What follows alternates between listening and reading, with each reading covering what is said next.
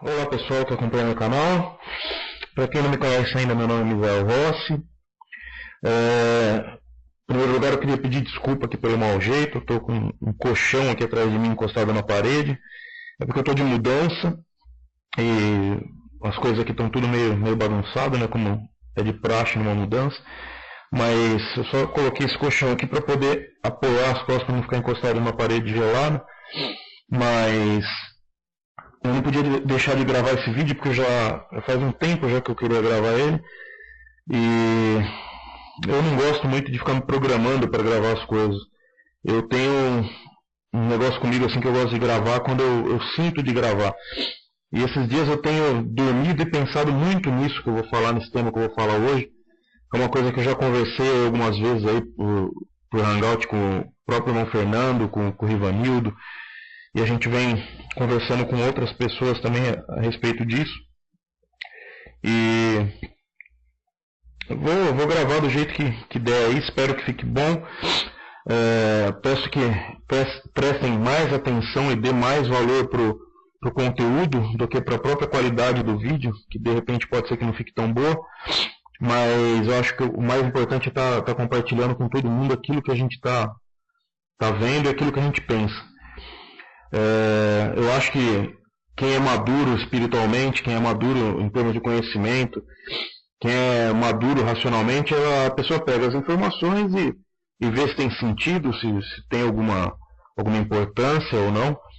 E não se deixa levar apenas por um vídeo, por algumas informações que são mostradas aqui, né? O que eu faço é mostrar o que eu penso, mostrar o que eu entendo. Nunca querendo dizer que é o certo ou não. Para mim, o que eu mostro é o certo, mas isso é para mim, cada um que avalia aí por si só e tire suas próprias conclusões. Vamos lá, eu vou gravar com essa câmera reduzida, por quê? Porque eu vou abrindo algumas abas aqui que eu já deixei previamente abertas aqui na internet, para a gente poder, eu queria ir ilustrando aquilo que eu for falando, né? Como vocês podem ver, a gente tem um triângulo aqui, né? Numa aba aqui que foi aberta, a gente tem um triângulo aqui desenhado. E é exatamente sobre isso que eu gostaria de estar falando hoje. Não necessariamente sobre o triângulo em si, mas também sobre a pirâmide, que não deixa de ser um elemento com uma forma triangular, né? Enfim, essa questão da pirâmide, do triângulo, foi uma questão que começou a nortear meus pensamentos, assim, começou a mexer comigo. Uma vez quando eu vi um vídeo do professor Alexander Shir, que é um professor de hebraico, um judeu, ele falando sobre as três letras que no caso era o Yud, o Rei e o Vav, né? E ele mostrando um entendimento totalmente diferente daquilo que muitos professores mostram acerca dos sons daquelas letras, né? Ele mostrou ali que essas três letras, elas possuem, além de sons de consoantes, né?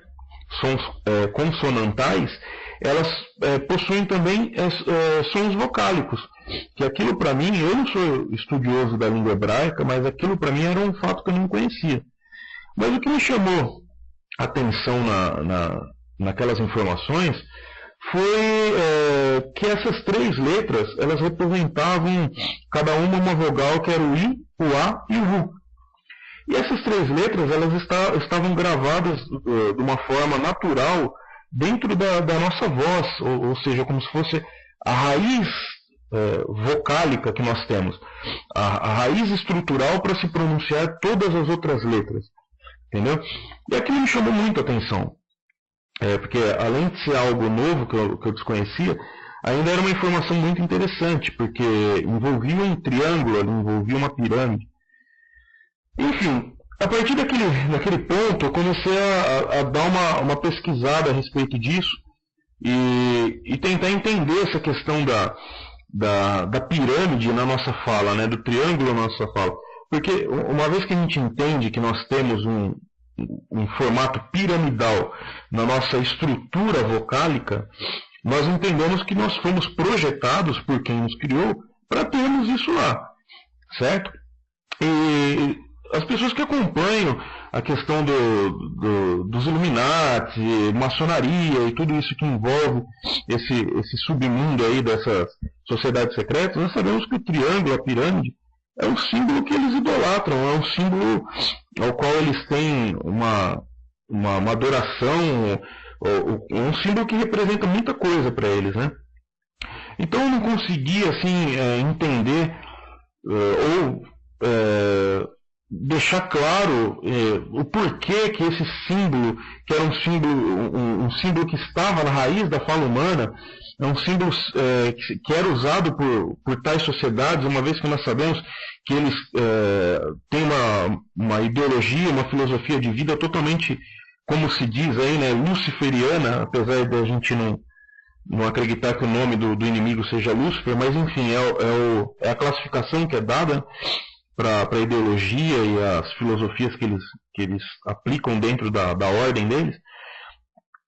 Então eu não consegui entender direito qual era a ligação, né, de por que um símbolo que é usado pela maçonaria, pelos Illuminati, esse mesmo símbolo representa a raiz da nossa fala.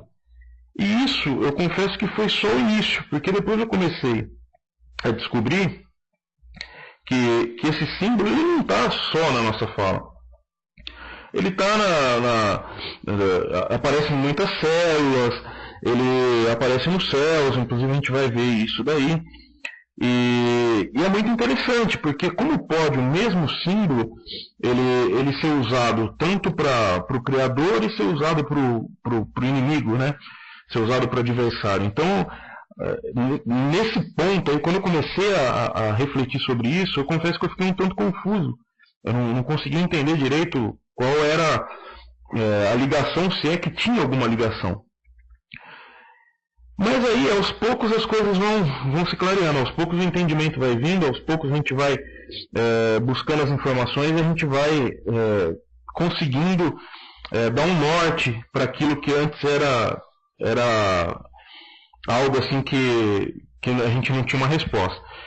Enfim, para quem lê as escrituras, para quem já pesquisa, para quem tem interesse por isso, já deve ter percebido que o inimigo ele não tem poder de criação.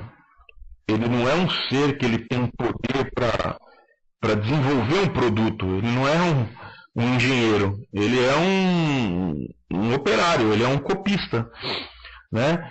E como tal, ele precisa que alguém desenvolva as ideias para ele simplesmente plagiar, né?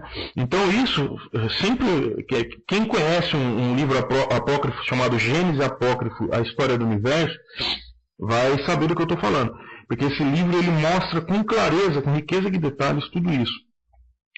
Desde o início, desde a criação, o conhecimento que o inimigo teve acerca das coisas do Criador foram passadas pelo próprio Criador. Não foi um conhecimento que ele desenvolveu fazendo autoanálise, raciocinando e pesquisando. Foi um conhecimento que foi passado para ele pelo próprio Criador. Então ele recebeu da parte do Criador um vasto conhecimento acerca das coisas do Criador, acerca das coisas da criação.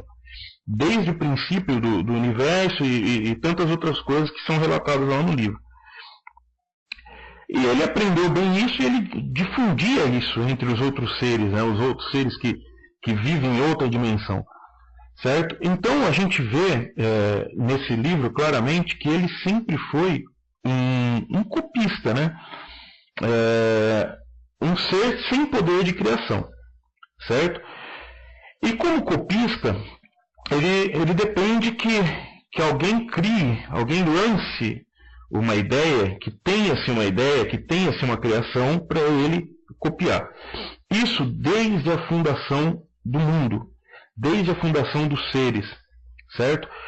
E é muito interessante isso, por quê? Porque quando nós entendemos isso, a gente consegue desvendar um mistério muito grande acerca de muitas coisas que aconteceram desde o início e as coisas que acontecem até nos dias de hoje.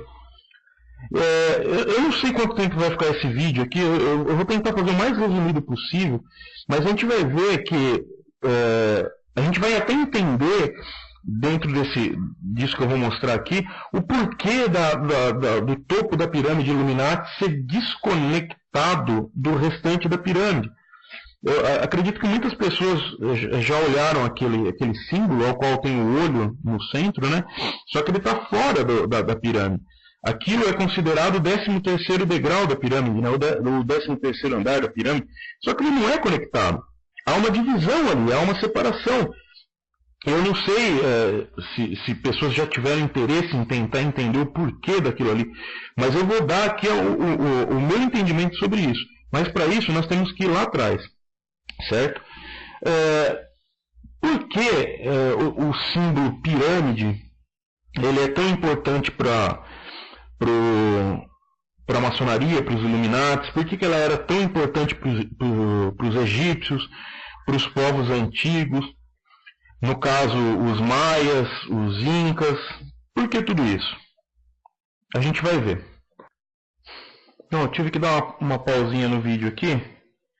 E agora a gente está retomando novamente. Bom, enfim. Como eu estava falando sobre a pirâmide, né?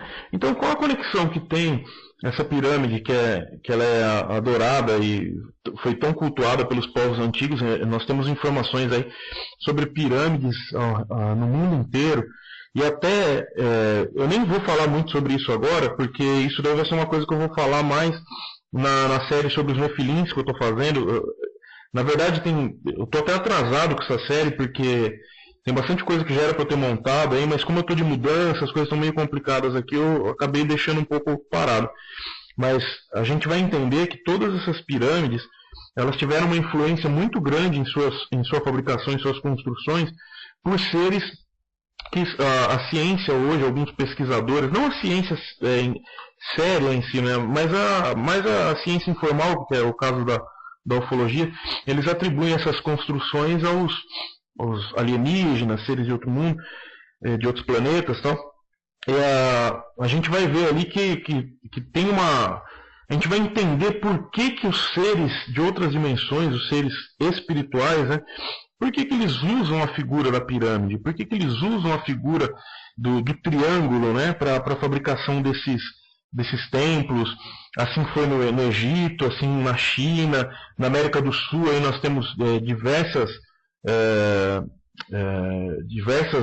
ocorrências disso daí, dessas construções e registros e monumentos aí megalíticos aí feitos com esse formato. Mas enfim, eu vou explicar como que me veio esse entendimento que eu vou compartilhar com vocês. Um dia eu estava dentro da minha casa, isso foi em agosto do ano passado, e eu estava no quintal brincando com minha filha, já era de noite, estava eu, minha filha e minha esposa, quando minha esposa olhou para o céu e viu no próprio céu algo que eu vou mostrar para vocês agora, que foi isso aqui, ó. Vou até dar uma aproximada aqui, ó. O que ela viu foi exatamente isso, ó. Foi uma conjunção chamada conjunção de Spica, que é uma estrela. Ela estava em conjunção com Marte e com Saturno. E essa conjunção, ela acontece, se eu não estiver enganado, uma vez por ano. Que ela forma esse desenho perfeito aqui, ó, que vocês podem ver que é um triângulo perfeito. Ó. Certo? Temos Marte aqui na cabeça, Spica à esquerda e Saturno à direita. Nós temos aí uma conjunção que forma um desenho triangular, né, ou uma forma piramidal. E exatamente nessa noite, foi a noite que nós estávamos lá no quintal e nós vimos. E minha esposa, quando ela viu isso, ela me chamou e falou, nossa, olha aquilo lá. E eu olhei assim, meio perplexo, porque eu nunca tinha visto uma conjunção que formasse esse modelo piramidal no céu, né, dessa maneira, dessa forma. E eu desci do quintal, o quintal ficava numa parte alta da minha casa, eu fui tomar banho e fui com aquilo na cabeça, fui pensando, poxa, mas como pode, né, um símbolo que ele é usado pela maçonaria Illuminati, que ele é considerado um símbolo esotérico hoje, que é considerado um símbolo pagão, né, desde a antiguidade, como pode esse mesmo formato ele estar relacionado às coisas do Criador? como ele pode estar relacionado diretamente com a criação, porque nessa época eu já conhecia a questão do Iao na fala humana, né, o triângulo Iao na fala humana, e agora ele sendo mostrado pelo próprio universo, ou seja, a gente sabe que sobre as questões terrenas, escritas, e sobre tantas outras coisas, o homem ele tem influência, mas quando a gente vê uma conjunção de 2 planetas e uma estrela, isso é algo que foge da alçada humana, né? Então eu comecei a pensar, poxa, mas se esse símbolo é um símbolo maligno, como dizem, né? É um símbolo do demônio, o olho que tudo vê e por aí vai, como que ele pode ser representado no próprio céu, através de estrela e de planeta? Tem algo errado nisso daí. Foi quando começou esse start na minha cabeça de eu ir mais a fundo nisso. Eu já tinha informação acerca do triângulo Iao, e aí eu tinha agora essa informação a respeito da conjunção. E quando eu vi que esse formato ele acontecia apenas uma vez por ano, aquilo me deixou mais intrigado ainda. Eu pensei, poxa, acontece uma vez por ano exatamente esse formato, porque um dia anterior ela está em formação, ela não ainda está no formato triangular perfeito, e um dia posterior a essa data que eu vi, ela já está se desfazendo. Então, assim, é exatamente uma noite só que você tem para observar esse sinal no céu. E foi justamente nessa noite a qual eu estava lá e vi e presenciei isso. Então, assim, eu comecei a entender que não era à toa, não era alguma coisa tinha ali para ser explicada e eu precisava entender.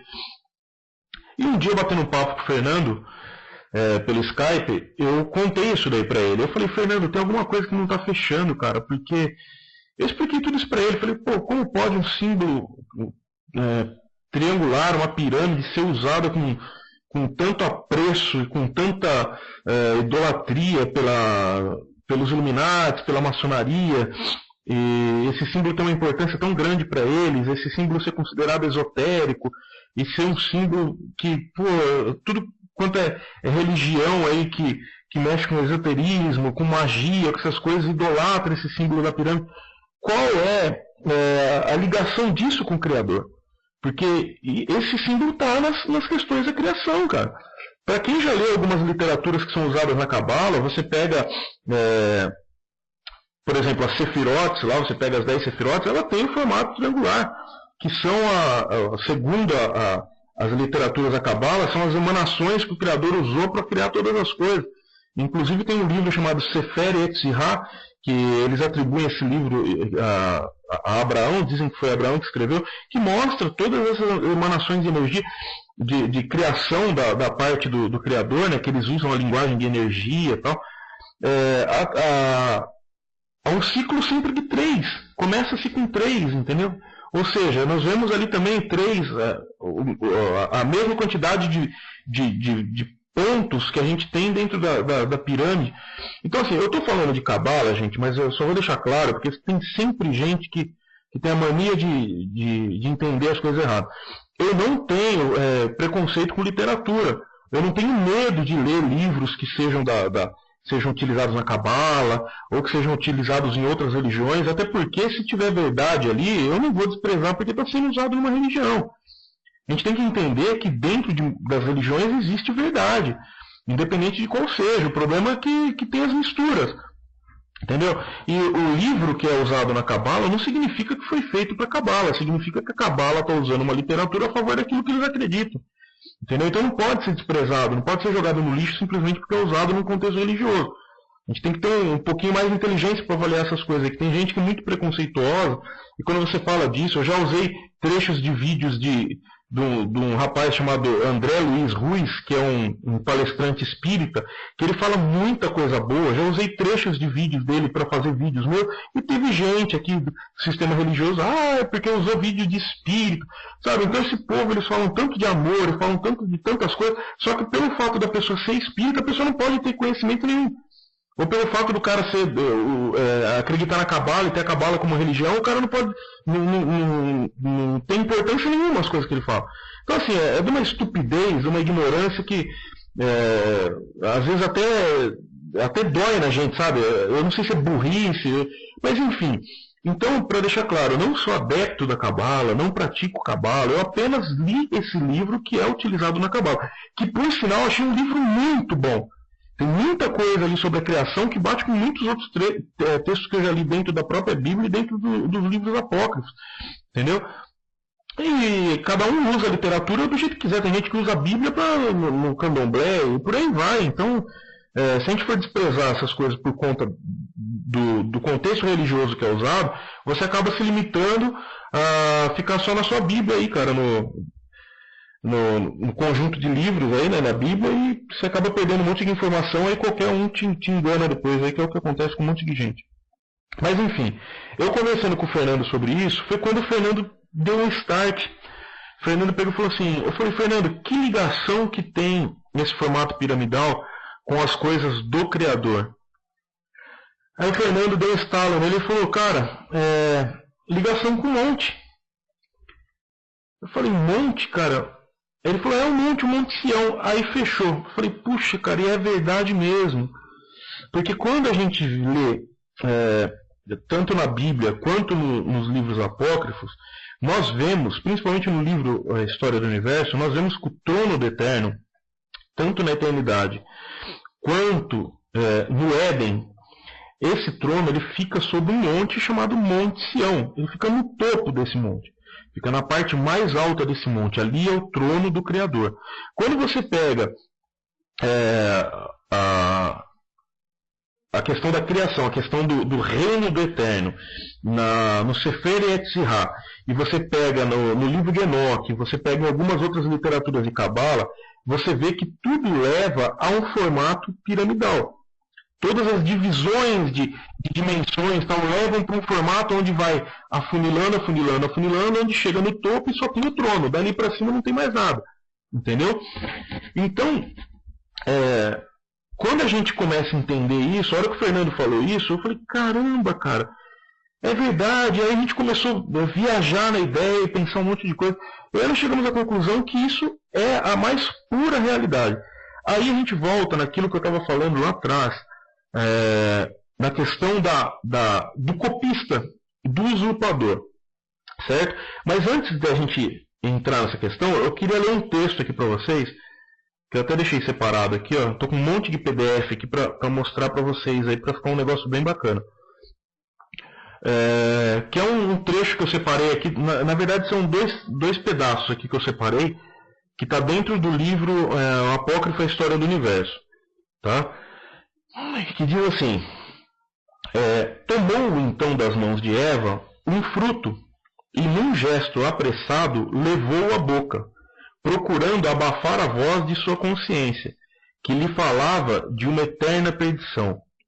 Adão lançou-se nos braços de sua esposa, desfrutando o alto preço da sua rebelião. Satã, com brados de triunfo, deixou o paraíso, ou seja, o Éden, voando rapidamente para junto de suas inumeráveis hostes que o aguardavam ansiosas, que aguardavam ansiosas o resultado de tão arriscada tentativa. Ao saberem da desgraça humana, uniram-se numa estrondosa festa. Sentiam-se seguros.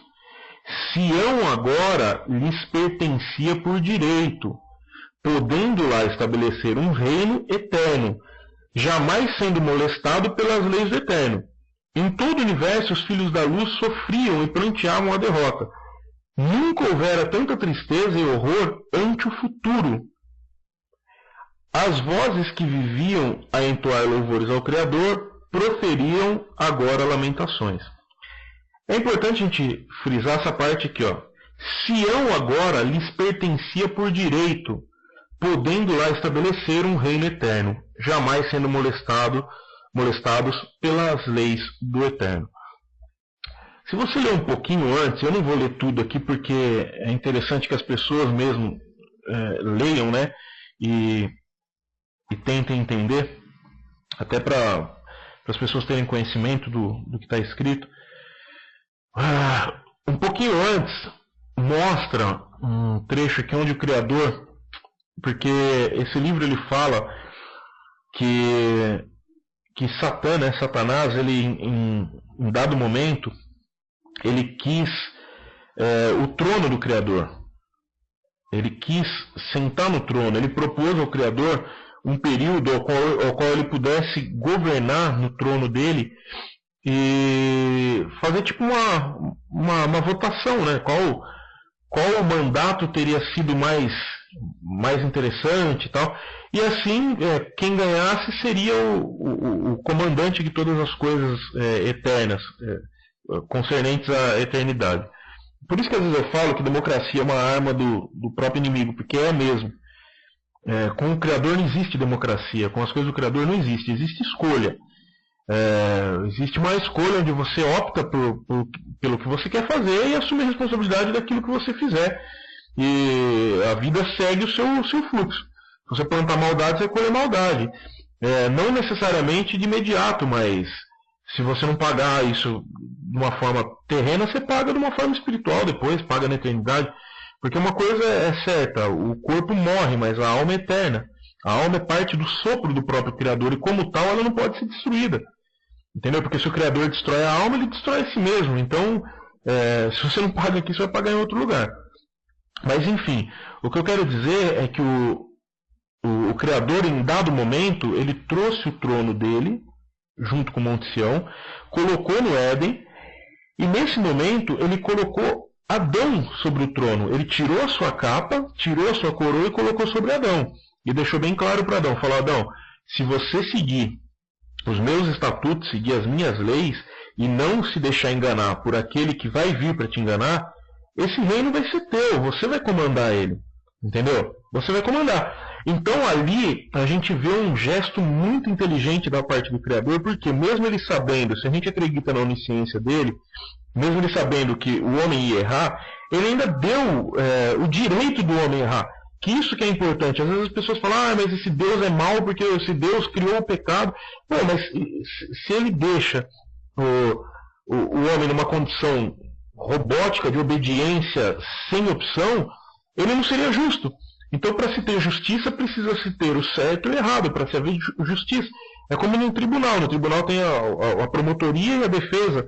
E aí o juiz vai fazer o seu julgamento baseado naquilo que foi apresentado. Então é a mesma coisa. Então esse trono ele foi colocado no Éden, foi dado a Adão. Só que, como nós vimos aqui, Adão depois ele acabou errando, acabou comendo do fruto. E foi nesse momento que o inimigo, que Satanás, ele ficou feliz. Por quê? Porque naquele momento ele viu que Adão perdeu o direito sobre comandar o mundo. Entendeu? Sobre as coisas que o Criador tinha feito nesse planeta. E nesse momento esse mundo passou a ser dominado por quem? Passou a ser dominado pelo próprio Satanás. Certo? Eu acredito que algumas pessoas já estão começando a entender a questão da pirâmide a partir de agora. Certo? Mas eu queria ler mais um pedacinho aqui antes da gente ir para outra parte. Nessa misteriosa intervenção que aparentemente depunha contra a justiça, o Eterno ordenou que seus mais poderosos anjos circundassem imediatamente o jardim do Éden, impedindo que Satã tomasse posse do Monte Sião. O que o Criador fez? O Criador fez o seguinte: ele, assim, de uma forma até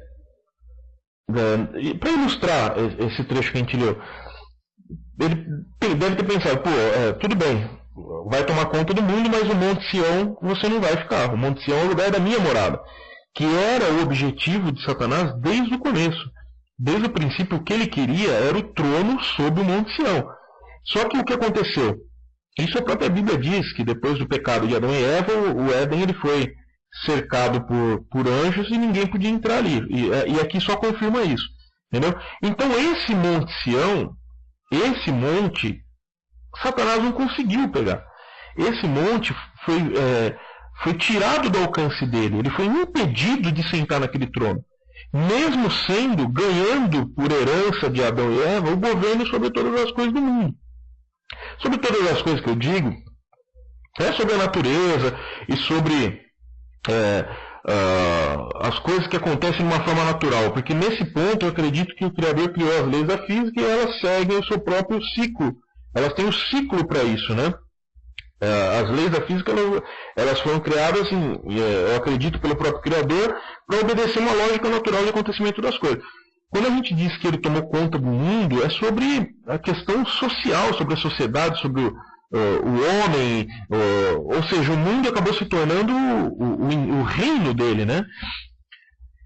Então, quando a gente começa a entender isso, a gente vê que realmente a questão da pirâmide ela começa a fazer sentido. Por quê? Porque ele não teve acesso ao trono do Monte Sião, mas logo, como um bom copista que ele ia inventar alguma coisa. Eu vou dar uma pausinha aqui, eu já volto rapidinho, só um minuto. Bom, voltando aqui. Então, a conclusão que eu cheguei, fazendo essas análises, é que todo esse processo piramidal que nós temos hoje de forma física, construída por mãos humanas, é o quê? É o trono que Satanás tanto almejou, tanto quis e não conseguiu. Mas como ele não conseguiu o trono, que era o verdadeiro trono, que era o trono do Criador, que estava sobre o Monte Sião, o que ele fez? Ele tratou logo de criar o trono dele, a paródia, a usurpação, o fake, a mentira, entendeu? Na Terra. Por isso que a maçonaria, os Illuminatis e até mesmo dentro da Igreja Católica, quem estuda aí sabe, eles usam muito esse símbolo, entendeu? E onde tem esse símbolo, representa o quê? Representa, no caso deles, né, eu estou dizendo da maçonaria, dos Illuminati, esses caras que praticam esse tipo de adoração a esse símbolo, a essa pirâmide, ali significa que é o trono dele. É como se fosse um animal demarcando o território, entendeu? Então ele conseguiu transformar um desejo dele espiritual, um trono eterno, num trono físico, que é onde ele acabou estabelecendo o reino dele, que é no nosso planeta, na Terra. Entendeu? Então o trono dele físico é representado pela pirâmide. E aí começa a fazer sentido essa questão da maçonaria, porque quando a gente analisa a pirâmide, a gente vê que ela tem o olho que tudo vê, né? Ali em cima, tal. Mais para frente eu vou explicar também o meu entendimento sobre aquilo lá. Mas uma coisa que eu queria mostrar para vocês é isso aqui, ó. Aqui, ó. Aqui nós temos um monte, né? Olha o formato de um monte, ó. Certo? Então, quando eu tive esse entendimento, eu achei uma coisa muito linda, né? A gente entender que talvez a linguagem monte não seja exatamente assim onde o trono do Criador esteja, mas algo que tem esse formato, né? Talvez o que as pessoas que escreviam os textos lá atrás tinham como referência era um monte, mas talvez seja uma pirâmide mesmo, seja algo num formato piramidal, a questão do trono do Criador, mas é chamado como monte por conta do formato que acho que eles olhavam para uma montanha, olhavam para um monte e era o conhecimento que eles tinham. Agora, quando a gente pega uma imagem assim, ó, deixa eu pôr aqui, aumentar, ó, nós vemos a mesma coisa. Tá vendo? A pirâmide, certo? O topo da pirâmide aqui, né?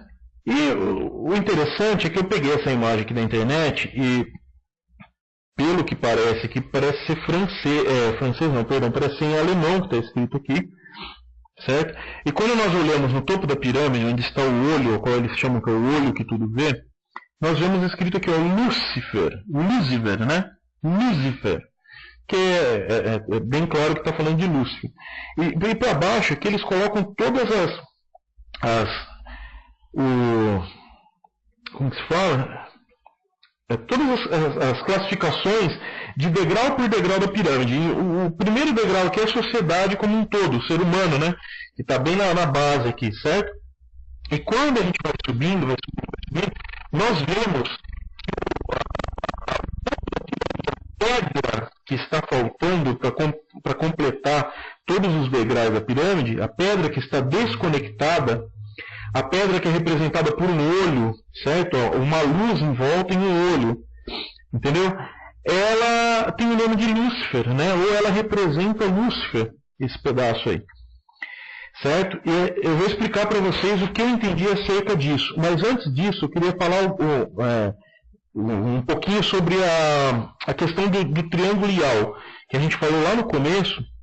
E eu queria só mostrar alguma coisa aqui para o pessoal, porque eu acredito que é importante. Quando a gente fala, tanto eu, quanto o Fernando, quanto o Riva, e mais algumas outras pessoas, que a gente fala sobre nós acreditarmos, o Marco Aurélio, o Jardel, eu vou lembrando das pessoas que eu vou falando, sobre nós acreditarmos que o nome do Eterno é Ial, as pessoas perguntam, principalmente os que defendem a transliteração e defendem o nome Jesus e defendem, enfim, as pessoas perguntam, mas em que gramática hebraica isso está escrito? Em que qual professor falou isso? Não sei o quê. Em primeiro lugar, eu vou dizer uma coisa. Para mim, Misael Rossi, é muito mais importante eu analisar a criação do que analisar um livro de gramática. Certo? Para mim, Misael Rossi, é muito mais importante eu analisar aquilo que é a raiz das coisas criadas pelo próprio Eterno do que analisar aquilo que veio como gramática, e principalmente falando da língua hebraica, que é uma língua toda, principalmente esse hebraico de hoje, esse hebraico que é falado hoje, é uma língua que mudou inúmeras vezes. É uma língua que você conversa com o próprio povo judeu, eles não têm um consenso sobre essa língua. Existem judeus aí que são mais que são honestos, que aceitam falar disso abertamente. Tem um hebraico aí que eles ainda buscam entender ele, que é um hebraico mais antigo, que é um hebraico ao qual está no escrito, ao qual os mais antigos judeus e os rabinos guardavam entre eles. E eles buscam redescobrir esse hebraico, certo? Então, se você for pautar o conhecimento ou for tirar suas conclusões acerca do nome do Criador e o nome do Salvador somente pela gramática, pelo que está escrito nos livros, é uma opção sua, mas para mim, eu não vejo isso como verdade absoluta. Então tem professores aí que aparecem aí na internet, é porque onde você viu, em que gramática você viu. Como se a gramática, como se o que está escrito fosse assim, a cartada final, a cartada de mestre. Pô, aquilo foi escrito por alguém que foi lá, que fez uma pesquisa, que criou uma teoria e colocou lá, mas a gente tem as provas. O que você tem as provas, se a gente pegar o tetragrama e a gente escrever ele em caracteres hebraicos, dentro da gramática hebraica, a gente tem uma infinidade de possibilidades de nomes, entendeu? Então não adianta o cara vir com o tetragrama lá e falar, não, porque dentro da gramática o Yud ele representa isso, aí você coloca o sinal maçoreta para dar o som de não sei o que. Cara, isso para mim não representa nada. Entendeu? Enquanto eu fiquei indo atrás disso daí, eu só me decepcionei, entendeu? Porque nem entre eles mesmo eles têm um consenso. Agora, o que eu vou mostrar aqui, para mim, é muito mais importante. Lembra que lá atrás eu falei que eu vi o professor Alexander uma vez mostrando sobre o triângulo Ial, e eu gostaria de deixar uma coisa bem clara. Naquele vídeo do triângulo Ial, que ele fala sobre o Ial na raiz da fala humana, ele não falou que o Ial é o nome do Eterno, ele não disse isso. Essa conclusão, quem chegou fui eu e mais alguns irmãos, cada um no seu tempo, entendeu? Juntando com outras coisas. Por quê? Porque se a gente vê que a gente tem aqui, esse daqui é um livro, é um PDF de um livro de fonoaudiologia, certo? À nossa esquerda aqui, nós temos um triângulo, que é o que eles chamam de triângulo vocálico, certo?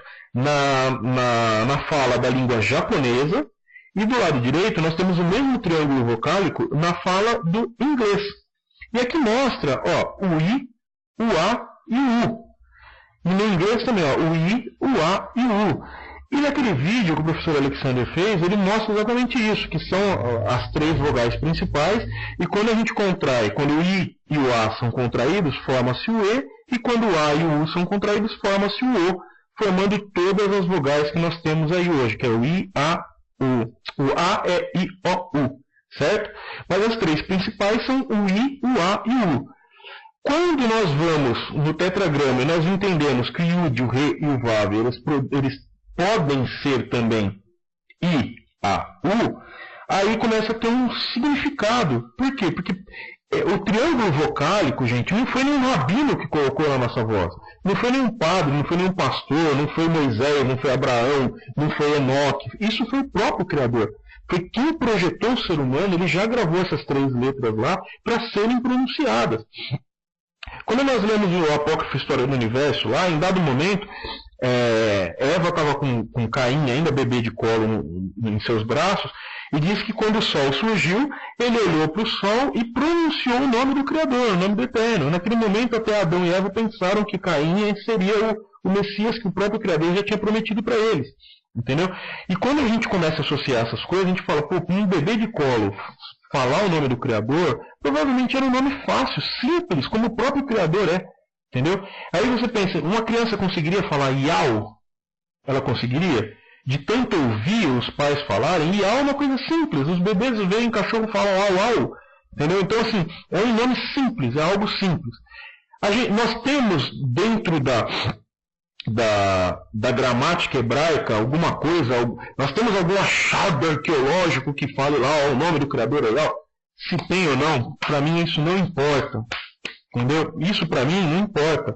O que importa para mim é que eu vejo uma conexão entre uma possibilidade e aquilo que o Criador fez. Entendeu? O Criador fez, o Criador colocou essas 3 letras na nossa fala. O Criador colocou essas mesmas 3 letras no tetragrama sagrado. Entendeu? Outra coisa, existe um livro chamado Código de Deus, as mesmas 3 letras, o Yud, o Rei e o Vav, elas estão gravadas na nossa cadeia de DNA. Entendeu? Elas estão nas 4 bases hidrogenadas do nosso DNA. Entendeu? Representando hidrogênio, oxigênio, nitrogênio e carbono. Entendeu? Então, assim, quando você começa a juntar essas informações, você vê que tem um significado. Para muita gente, não. Para muita gente, elas preferem acreditar num laudo científico de um graduado, de um professor, de um arqueólogo. Cada um acredita no que quiser, mas para mim faz sentido. Para mim isso aqui é muito mais importante do que qualquer gramática que me mostre o contrário. Ó, esse aqui é um PDF, aqui tem outro, que é também falando sobre a fonoaudiologia também, né? Que mostra aqui, ó, o triângulo vocálico e as vogais, tá vendo? Ó, o I, o A e o U, certo? Tem mais um aqui, ó, que mostra também, esse daqui, se eu não me engano, é da língua francesa, do francês e do alemão.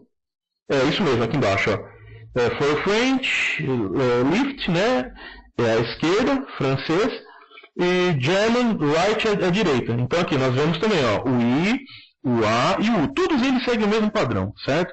Aqui tem uma dissertação também, feita pela Ana Carolina, eu não me lembro o nome, está lá no começo do PDF, onde ela mostra também, ó, triângulo das vogais, tá vendo? Ó, o I, o A e o U, certo? Aqui ela fala algumas coisas interessantes. Depois, quem quiser, pode mandar um e-mail que eu passo os PDFs por e-mail aqui, tá? Não tem problema nenhum. Aqui também, na língua francesa e na língua japonesa, representando de novo o Y, esse símbolo aqui que representa o A e o U, a mesma coisa, tá? Certo? Tem mais 2 arquivos aqui. Aqui é na língua italiana, tá vendo? No italiano, ó, o I, o A e o U aqui mostra, que é interessante que mostra até as contrações, ó. O I com o A a gente tem a contração formando a vogal E, o A com o U nós temos, contraídos nós temos a letra O, a vogal O, e aqui é um outro também, um outro arquivo mostrando aqui também o triângulo, a I e a U, certo? Aqui também mostra inclusive as frequências dela, né? Bom, enfim, é isso que eu queria mostrar acerca do Iau. Então, para mim, isso aqui tem muito mais importância do que a gramática hebraica, do que o ensinamento de que, porque o nome, não sei o quê. Para mim, isso aqui importa muito mais. Para mim, isso tem muito mais significado. Porque isso é criação. Quem nos criou, nos projetou para ter essas 3 letras, para termos essas 3 letras gravadas em nossa fala, para ser a raiz da fala humana. Para a partir dessas 3 letras, todos os outros sons serem formados. Tanto que aqui está escrito, maior relevância ao postulado de Ial como os 3 elementos vocálicos fundamentais e igualmente universais. Ou seja, é universal, está em todas as línguas do mundo, certo? E eles são fundamentais. O que é fundamental? É a fundação, é o fundamento, é aquilo que é rudimentar, é aquilo que é o princípio de todas as coisas, entendeu? É aquilo que a partir dele geram-se outras coisas. Então, quando nós temos esse conhecimento, as coisas começam a fazer muito mais sentido. Porque isso aqui é criação. Quem nos projetou nos fez para falar esse nome. O nome está gravado na fala. Entendeu? Então isso para mim tem muito mais significado do que qualquer outra coisa. Certo? Então nós vemos aí, ó, tá vendo? Mais uma vez a pirâmide está sendo aí associada com algo da criação. Certo? Voltando à pirâmide de usurpação, ao trono de Satanás, ao trono do inimigo. Nós vemos aí, ó, voltando de novo na pirâmide, nós vemos que o símbolo da nova ordem mundial que eles ostentam na nota de dólar, né? Nós temos aí a pirâmide, né? E o olho lá que tudo vê no topo da pirâmide. Se nós lembrarmos lá que o trono do Criador no Monte Sião ele ficava sobre o topo da pirâmide, nós começamos a ver um sentido muito bonito nisso. Entendeu? Muito bonito assim, não na usurpação, mas nós vemos o quê? Que nós começamos a entender que o próprio inimigo, as coisas que ele faz na terra, é bem aquilo que se não me engano, acho que foi Shaul que falou, o apóstolo Paulo, que não há novidade nas coisas. Tudo que a gente vê hoje já aconteceu. E isso é verdade, porque isso aqui mostra claramente que é uma usurpação de algo que ele viu, de algo que ele conheceu, entendeu? De algo que ele sabe que existe. Então ele sabe que existe e trouxe para o mundo, entendeu? E hoje esse símbolo representa ele, representa a adoração a ele, representa o trono dele, certo? Deixa eu ver qual a outra imagem aqui é na nota de $1, né? Todo mundo conhece. E o engraçado é quando você conta aqui, ó, 1, 2, 3, 4, 5, 6, 7, 8, 9, 10, 11, 12 e o 13º degrau é a ponta da pirâmide, né?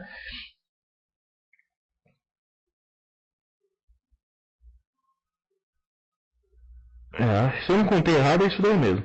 Mas enfim, deixa eu ver nessa daqui que tá mais fácil. 1, 2, 3, 4, 5, 6, 7, 8, 9, 10, 11, 12. Isso mesmo, ó. É a ponta da pirâmide. Esse daqui é um espaço vazio, né?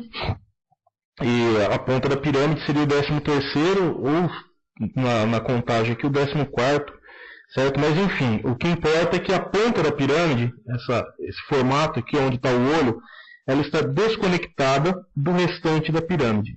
E a gente vai entender agora o porquê disso, certo? Antes de falar nisso, eu queria ler um texto aqui, que está aqui ó, em Atos 4:11. E esse texto é fantástico, porque diz assim, ó, deixa eu ver se é o 4:11. Vamos ler o 4:10. Atos 4:10. Seja notório a todos vós e a todo o povo de Israel que em nome de Yahushua, eu vou colocar o nome ao qual eu acredito, certo? Quem acreditar no nome de Jesus, que leia Jesus. Eu acredito em Yahushua. Seja notório a todos vós e a todo o povo de Israel que em nome de Yahushua, o Nazareno, a quem vós crucificastes e a quem o Criador ressuscitou dentre os mortos, neste nome está este enfermo, aqui são diante de vós.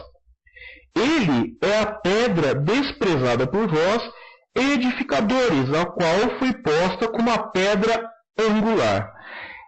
É muito interessante aqui, porque quando a gente lê pedra angular, você pega as traduções, ou vai entender o significado de pedra angular dentro de um contexto de construção, diz que é aquela pedra que fica no canto, como base de uma construção, certo? Ou seja, como peça fundamental para a estrutura de uma construção. Lá no começo nós falamos sobre a usurpação, sobre aquilo que Satanás pode pegar e confundir e fazer uma paródia e trazer para ele. Quando nós olhamos a pirâmide, o que nós vemos aqui? Nós vemos uma construção já feita, certo? Onde a base dessa pirâmide é a humanidade, são os seres humanos. Só que nesse caso, essa estrutura é uma estrutura de escravidão, porque todos os outros níveis sociais são superiores. Entendeu? Ou seja, nós, a sociedade, o ser humano, dentro desse contexto Illuminati, nós somos os serviçais, nós somos o lixo. E eles são as partes mais altas da pirâmide. Só que nós temos aqui uma pedra, certo? Que é colocada no topo da pirâmide. Olha só como que é a inversão das coisas. Enquanto Yahushua é a pedra fundamental, ou seja, a pedra que está embaixo da pirâmide, Satanás se coloca na pirâmide Illuminati como a pedra do topo da pirâmide. Entendeu? Até acredito que faz isso em afronta ao próprio Messias, querendo mostrar, você é a parte de baixo da pirâmide, você está aqui junto com os seus, aqui, ó, e eu sou o topo da pirâmide. Nós vemos aqui mais uma usurpação, certo? E tem um detalhe muito importante na pirâmide Illuminati, que é o seguinte: por que nós não temos aqui o desenho do próprio Satanás, ou o desenho de um corpo, ou o desenho de um corpo inteiro montado na figura de um corpo inteiro, de um homem inteiro? Por que nós temos só um olho? E por que esse olho ele brilha? Por que ele olha como se fosse uma televisão, como se ele estivesse atrás de um portal, olhando para toda a humanidade? Por que ele é representado dessa maneira e não de uma maneira assim como um trono e ele sentado, ele governando com um cetro na mão? Aí que eu vou entrar num ponto que talvez pode ser polêmico e muita gente aí eu tenho certeza que vai criticar e vai falar um monte de besteira, certo? Essa representação do olho significa que ele não está em pessoa aqui, certo? Representa que ele não está como um verdadeiro governante, como um verdadeiro rei, que ele está de longe olhando, entendeu? Ele está monitorando. Quem assistiu aquele filme O Senhor dos Anéis já viu uma representação disso. O olho lá, que via tudo, ele via a longa distância, mas ele não tinha uma forma física ao qual andava ali e governava. É a mesma coisa. Nós vemos aqui um brilho no topo da pirâmide, e nós vemos um olho que administra tudo como se fosse uma câmera de monitoramento, olhando como se estivesse atrás de um outro plano, certo? O que aconteceu com Messias e Yahushua? Messias e Yahushua, o Salvador, ele veio ao mundo e ele caminhou entre nós como o quê? Como espírito ou como homem? Quem respondeu como homem está coberto de razão, certo? Ele deixou de ser espiritual, deixou de estar num plano, numa outra dimensão, e se manifestou como homem no nosso mundo, certo? Tanto que a Escritura diz que o Verbo se fez carne, certo? O Verbo do próprio Criador, a palavra do próprio Criador se fez carne, se tornou homem e habitou entre nós. Não podemos esquecer que o inimigo, Satanás, é um usurpador, certo? Um usurpador. Então, o que esse símbolo Illuminati representa? O que eles querem dizer com essa pirâmide que tem uma parte dela desconectada e ela está como se fosse acima da pirâmide, mas ela não faz parte ainda, né? Eu tenho visto algumas coisas que o Ivanildo tem postado sobre os portais, e isso é uma coisa que inclusive até o próprio Rubens falava, mostrava, quando o Rubens ainda colocava as matérias do Alex Jones, acerca do sacrifício do World Trade Center. Fernando também tem uma série boa que mostra os sacrifícios, o Titanic, que foi um mega sacrifício. Para quem que eles estão oferecendo esses sacrifícios? O Ivanildo tem falado muito das questões dos portais tridimensionais, que é uma coisa que eu também acredito, apesar de eu ainda não ter tanta informação a respeito, mas que é claro que eles fazem esses rituais, esses sacrifícios em função disso. Isso é óbvio, para quem conhece sabe disso. Mas por que essa parte, essa pedra, que é uma usurpação da pedra angular, que é o Messias, por que essa pedra está desconectada da pirâmide? Por que ela não é conectada? Por que ela não faz parte do conjunto? Por que essa pedra ainda não sentou no monte? Por que essa pedra ainda não estabeleceu seu trono sobre o monte? Eu vou dizer para vocês, é nesse ponto que quando a gente fala sobre a profecia de Apocalipse acerca de João Paulo II, e muita gente não entende o significado disso. Muita gente não entende a importância disso. Essa pedra que está desconectada é o Messias, é o próprio Lúcifer que eles aguardam. Eles estão aguardando a manifestação do próprio Salvador deles, do próprio Deus que eles adoram, que é Ra-Satã, que é Satanás, numa forma humana, assim como foi com o próprio Messias Yahushua. Eles estão aguardando que ele se manifeste de uma forma física, para tomar conta, para tomar posse do seu trono, para a ponta da pirâmide se conectar ao restante da pirâmide, para a pedra angular se assentar sobre o Monte Sião. Entendeu? Por isso que quando a gente diz, a gente mostra que a Escritura fala, a Escritura mostra sobre um espírito que vai ser dado, e esse vai ser dado a uma imagem, e esse vai ser o anti-Messias, não pode ser alguém que está vivo, porque senão a usurpação que existe desde lá de trás, ela perde o sentido. Senão a paródia que existe desde o começo, tudo aquilo que o inimigo quis copiar do eterno, ela perde o sentido, ela perde o significado. A profecia, para ela ter sentido, ela tem que ter essa falsa ressurreição. Entendeu? Se a gente for ver tudo que eu falei aqui agora, desde o começo, usurpou o triângulo, usurpou a autoridade, todas as questões dos nomes, e tudo que a gente for buscar dentro da Escritura, aí a gente vai ver questão de adoração com outros deuses, e uma série de coisas aí, até dentro da própria Bíblia, a gente vê coisas ali que a gente vê que não era o Criador, e sim era o próprio Satanás se passando por ele, entendeu? A gente vê que quando essa profecia se cumprir, realmente vai ter muito sentido. Por quê?